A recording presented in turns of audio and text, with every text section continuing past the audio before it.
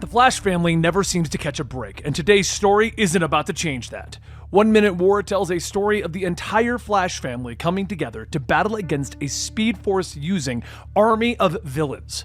This is actually one of my favorite Flash stories in a very long time. It seemingly uses the Flash family in all kinds of unique roles, letting them stand out amongst each other, even though they all share a similar power set. As for where each member is at currently in their life, Barry Allen is dating Iris West.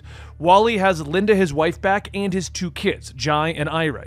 Jay Garrick is the grandfather of everyone, basically, while Kid Flash and Impulse are working together. We're also going to see some returning characters like Jesse Quick and Max Mercury. This is Comicstorian. I create audio dramas of my favorite comic books so that you can understand what's happening and keep up with them. The goal is to leave out enough of the story so that you can go to your local comic book store or digital retailer and add them to your collection. Now let's get into Flash 790 to 792, the start of 1 Minute War by Jeremy Adams. The commander of the Fraction stares into the void. One of the bridge crew members looks at him. We've reached the desired tributary. Egress initiated. The crewman says, and the commander nods. Begin descent. The Fraction has arrived on Earth. Friends and family have gathered together for some much-needed downtime at the home of Wally West. Everyone is enjoying the barbecue when they look up into the sky, shocked, as the massive ship descends upon Central City. Over in the desert, Max Mercury looks up at the setting sun, a smile on his face. Well, old fella, it's time to see where the wind takes you, he says to himself before speeding off into a run.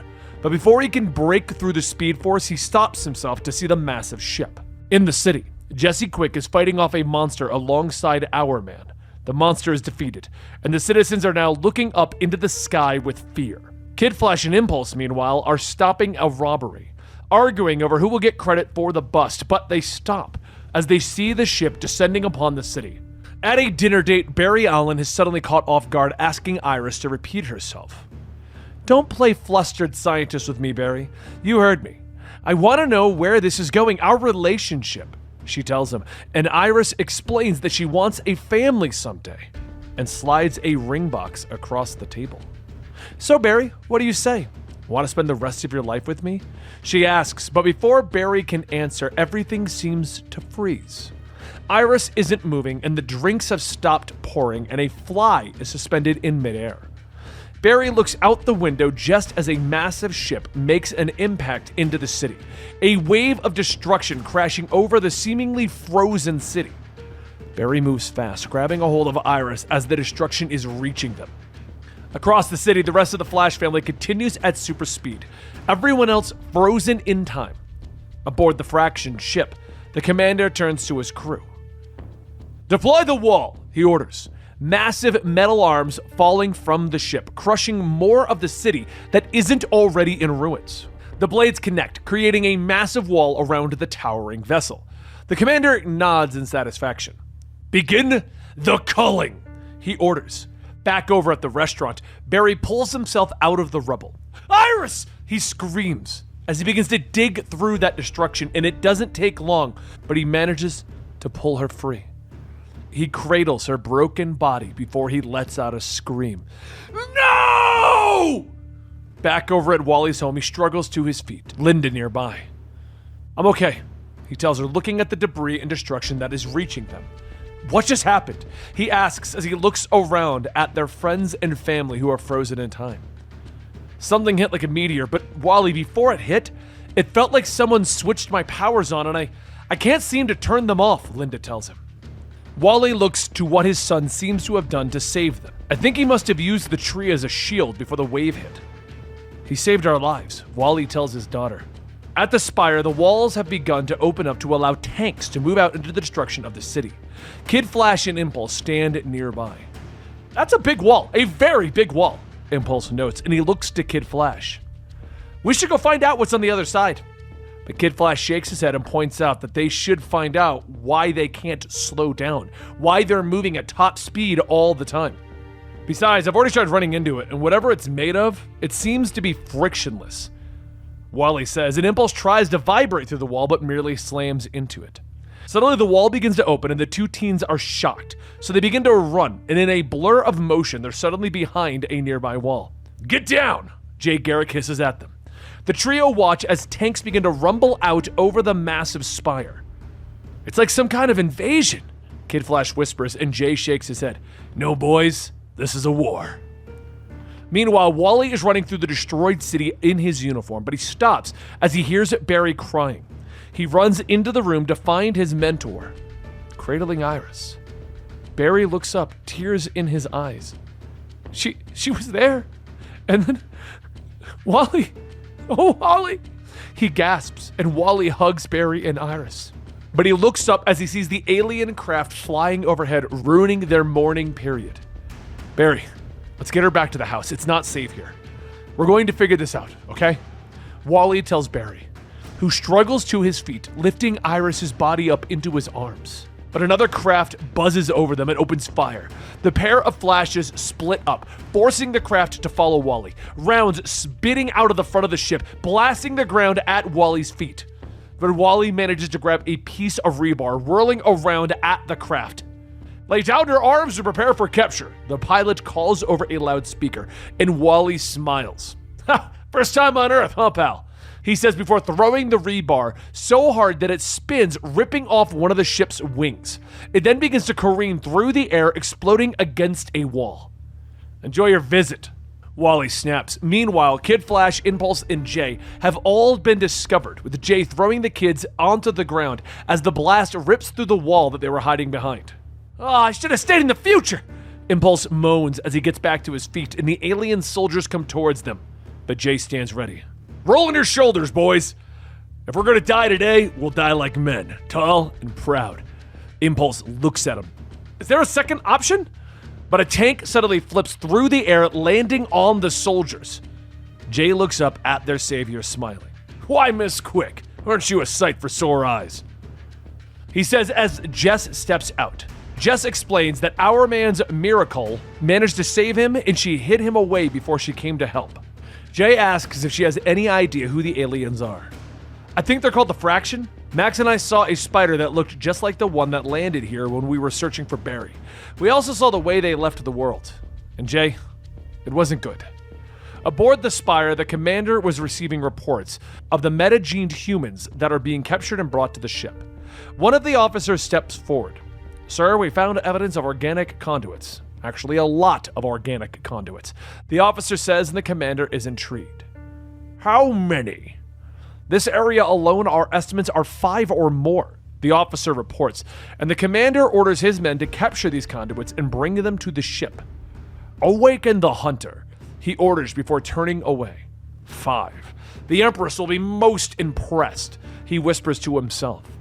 Outside of the city, one of the Fraction scouts are reporting that something is chasing him. He looks back in fear, but suddenly finds Max Mercury running alongside him. Max grabs the scout, ripping him off his bike, demanding to know what is going on. The Fraction is forever! The scout snaps before hitting a button that electrocutes him to death. So, not much for conversation, Max observes before turning and running back towards the city in the distance.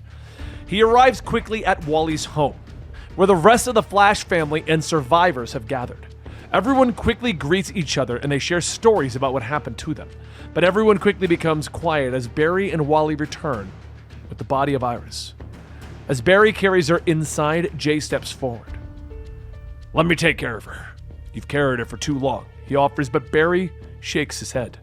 Not long enough. He says quietly, going into the house. Meanwhile, aboard the Spire, the hunter has been released from her prison. She steps out, her hunting hounds pulling at their chains. Come, Miss Murder. The Fraction needs you. Her keeper shouts. At Wally's house, Barry sits by the bedside, still holding Iris's hand. Wally puts his hand onto Barry's shoulder. Barry, we have to go. I know it feels like it's been days, but Jay wants to talk to us. Barry doesn't move for a few moments, finally leaning forward and kissing Iris on the forehead. I love you forever, Iris, he whispers.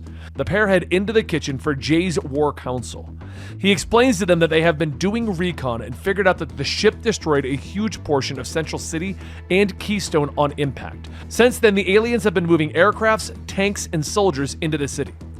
Everyone questions why they're moving at super speed and how come the Flash family can't seem to shut off their powers. But it's Wally who believes that the Fraction must be tapping into the Speed Force with their technology. We're gonna need one of those vehicles.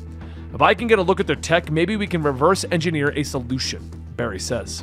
It's Linda who steps forward, reminding everyone that they need a secure base for the kids and those who are frozen in time. So Wally nods. I know just the place. While everyone is putting their plans into motion, Impulse dashes off. Kid Flash managing to catch up to him, questioning where he's going. Don't worry about it. If Barry needs a car, I'll get him a car. Kid Flash shakes his head and rushes after him. Aboard the Spire, the commander isn't happy that his elite soldiers can't seem to find the conduits. Where's Miss Murder? The commander demands. She's hunting in the eastern part of the city. She has yet to fail us, one of the soldiers reports. The commander nods and orders the culling to continue. And as the darkness falls, Kid Flash and Impulse are hiding in the ruins, watching as a Fraction tank hovers by. All right, what's the plan? Impulse smiles at him. You do understand why they call me Impulse, right? He zips forward, hiding in the tank. Kid Flash sighs, following after the boy. Unknown to them, Miss Murder is close by, her hounds having already picked up the teen's scent. Meanwhile, Wally has led the rest of the family to the Mr. Terrific lab, where he believes that they will be safe, as they begin to move everyone inside. And Max looks around. Hey, where's Bart? He asks, and Linda notices that Wallace isn't there either. Oh, Argle Bargle. The tank that the two boys are hiding in has returned to the Spire, so the boys sneak out and discover that they're inside of the Fraction ship. They begin to sneak through the tunnels until they find a strange glowing conduit. Maybe it's a battery. We should take it, Impulse says. Kid Flash looks at him in shock as Impulse begins to unplug the conduit, though this leads to alarms beginning to sound on the command deck. Cutting back to the kids, they're now trying to carry the large conduit out of the ship. They round the corner into a pair of soldiers who order them to stop.